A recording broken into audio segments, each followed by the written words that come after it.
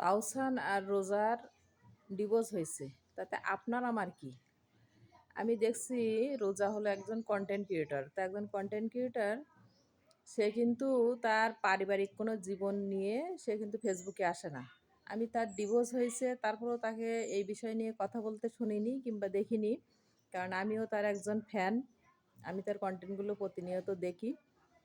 আর তাওসান একটা স্ট্যাটাস দিছে, আমি দেখছি, কিন্তু সে একজন কন্টেন্ট ক্রিয়েটর হয়ে তার ব্যক্তিগত জীবন নিয়ে কিন্তু সে ফেসবুকে কখনো আসেনি। তাহলে আমরা কেন তাকে নিয়ে এত মাতামাতি করছি? আমি আজ কয়দিন দেখছি ফেসবুকে তাদের ডিভোর্স হয়েছে, এটা নিয়ে প্রত্যেকটা কন্টেন্ট ক্রিয়েটর প্রায়ই আমি দেখছি যে তারা হলো এই বিষয়টা নিয়ে কথা বলছে। তা আমার তো কথা বলার কোনো দরকার নাই। কী জন্যে আমি কথা বলবো?